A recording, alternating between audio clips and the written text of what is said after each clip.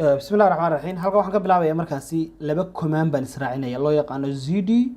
iyo bwd cd iyo bwd maxay qabtaan labadan command inta badan waa labada command aynu inta ugu badan ku shaqeyn doono labadan command waxa weeyaan marka koobaad maadaama uu ka soo kiciyay command terminalkayga ama terminalkaygan desktopka ka soo dhex doortay on right click open terminal ka soo doortay waxaan arkayaa inaan joogo desktopki inaan halkan d inay iga horeyso ama desktop inay iga horeyso desktop tani marka koobaad aan barto wuxuu yahay bwd haddaan idhaahdo where am I ba horta u taagantay bwd sideedaba waxa weeyaan qofku halku joogo ayay sheegtaa marka aan idhaahno for example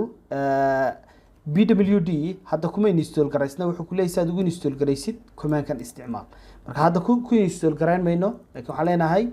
cd da aan horeysiino marka koobaad cd cd haddaynu dot raacino laba dot raacino back ayay u shaqeysaa in dib aad uga noqonaysid marka hadda haddaan idhaahdo cd back haddaan idhi ama cd dot haddaan idhaahdo waxaan ka noqonayaa desktopka waxaan ku noqday home directory-gayga markaa bwd haddaan idhaahdo wuxuu tusaya inuu yahay home directory inaan joogo sidoo kale kah inaan kasii joogo marka sidaasi ayuu change directory u shaqeysaa haddaan idhaahdo markaa cd oon idhaahdo documents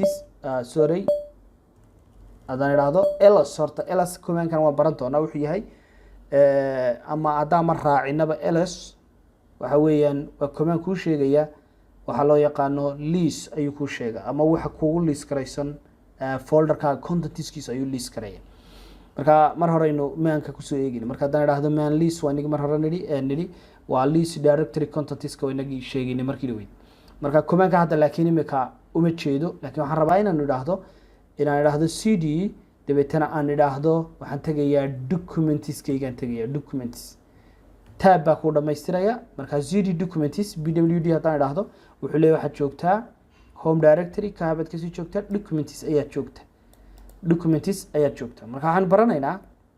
labada command doorbidayna waxa weeye bwd oo wuxuu bwd maxaa tahay waa point work directory baa la idhaahdaa aan eegno man bwd waxaa la idhahdaa waa print name of currently ama wuxuu sheegaa work directory ama wuxuu print out kugu sameynaya kuu sheegayaa working directory-ga ama current work directory ayaa loo soo gaabiyaa oo directory-gaad hadda joogtid ayuu kuu sheegaya marka maxuu faa'iido leeyahay wuxuu adiga kuu sheegaya halkaad joogtid wax kale faa'iido malaha halkaad joogtid ayuu kuu tilmaamaya marka haddaan raba inaan ka noqdo cd da haddaan raba inaan ka noqdo ujeedaa documentska haddaan ka noqdo waxaan leeyahay cd laba dot ayaan kaga noqonaya hadda markaa waxaan joogaa kanaan ka noqday oo waxaan tegay kah baan tegay kah userka kah baan joogaa ama home directory-ga userka kahna waan kasii joogaa marka for example haddaan idhaahdo cd oon idhaahdo tusaale ahaan desktopka tag desktopkaygii baan tegi karaa marka desktopka hadda waxba faylal ima yaalaan ls haddaan idhaahdo waxba inta badan ka arki maayo laakiin mar dhow markaan halkan faylal ku darno inaan idhaahno faylal sameyno tusaale ahaan folder baan sameeyey folderkaasi waa new folder tusaale ahaan haddaan ls imika idhaahdo waxaan arki doonaa there is a new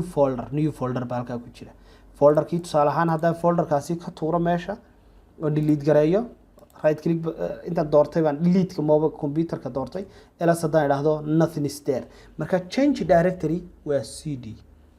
maanta waxaan baranay markaa cd iyo waxaan baranay waxa loo yaqaano bwd labadaasaan israacinay work directory-ga iyo cd da ayaan israacinay